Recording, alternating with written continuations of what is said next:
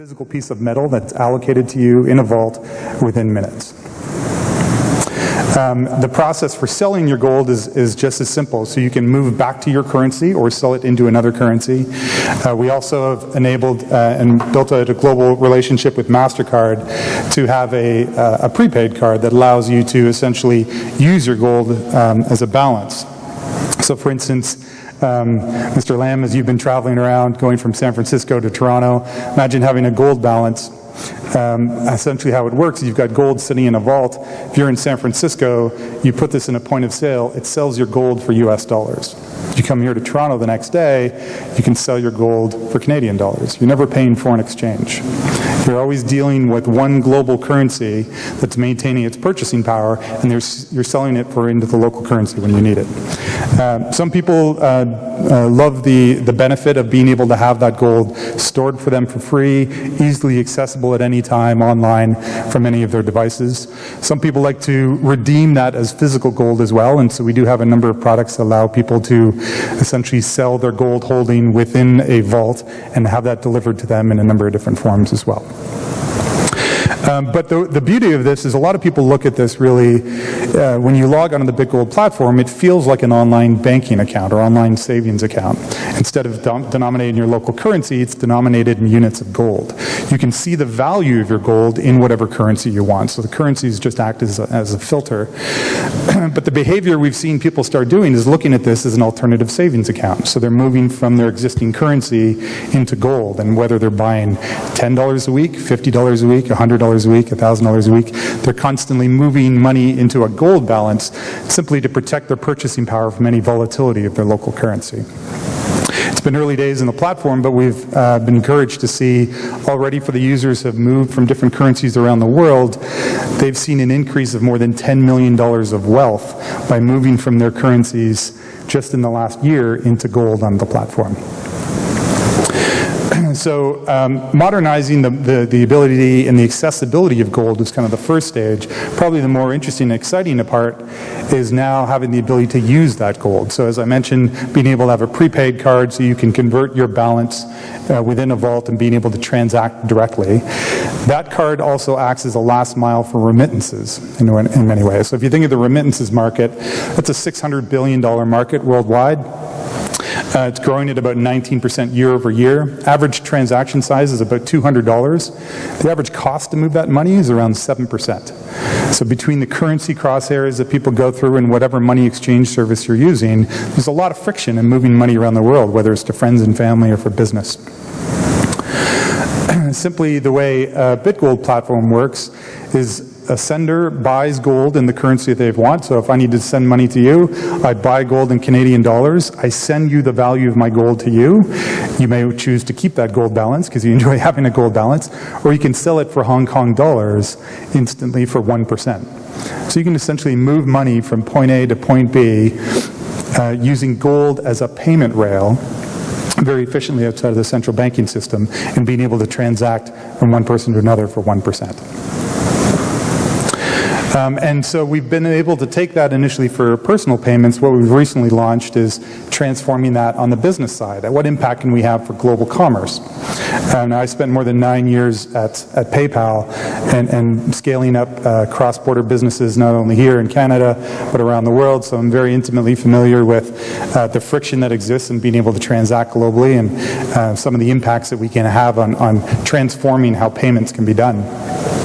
And actually, if you peel under the cover and you look the way payments are done today, it's kind of fascinating how it works. There's actually a number of different banks involved, or banks have corresponding bank accounts at other transactions or other companies to be able to facilitate the movement of money.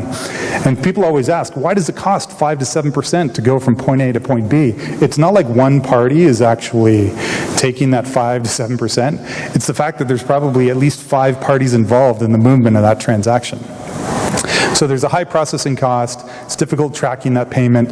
There's a lack of transparency from a compliance standpoint and a security standpoint. And it doesn't matter where you go in the world, interchange to process a credit card, 2 to 3%. On top of that, if you're converting from one currency to another, it's another 2 to 3%. The buyer might incur foreign exchange costs as well.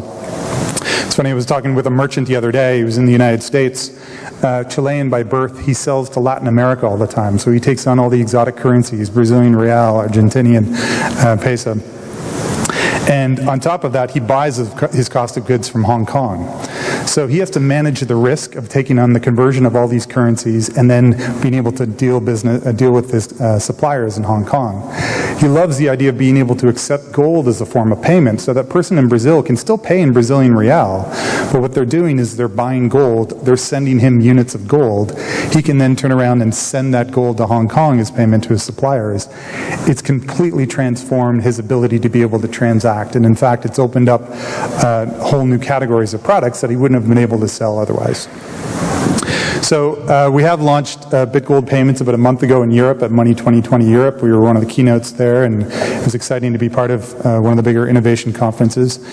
And we launched a number of tools with that as well. So very simply, it allows any individual to be able to transact and bill in any currency. So part of that is a global invoicing platform. So just like any other invoicing platform, you can enter your inventory, you enter your customer list, you enter your billing of your goods in whatever currency you want.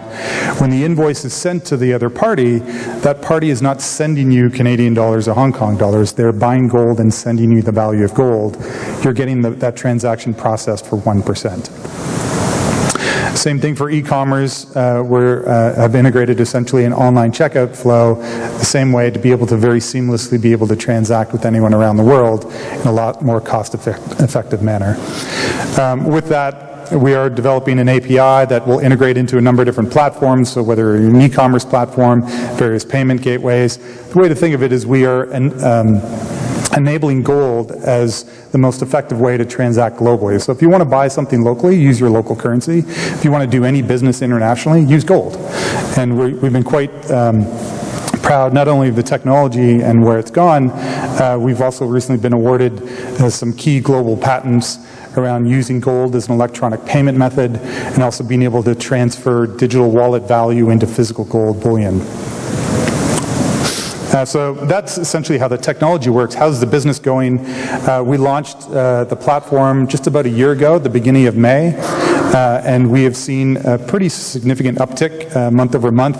We're slowly approaching 1 million users within our first year. It's very broadly distributed globally, about 30% in North America, 30% in Europe, about 20% in Latin America and Asia and Africa making up the rest.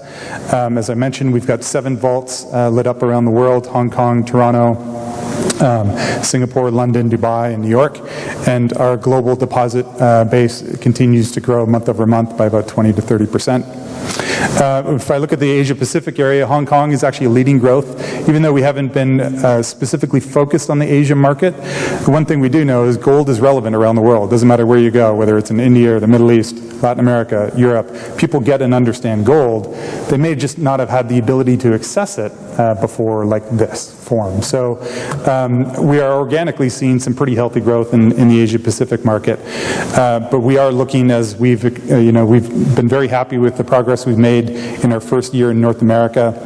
We started doing some additional expansion into Europe, but as we enter our second year, we definitely look at expanding and doing some more partnerships within the Asia-Pacific region and accelerating the business there.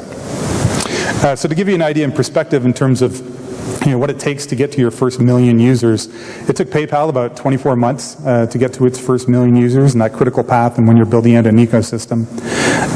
There are other, that was a while ago, so let's use kind of more modern day unicorns, so to speak. Airbnb took about 30 months. It takes a while to get to that first 1 million. Twitter took 24 months. Uber was about 18 months.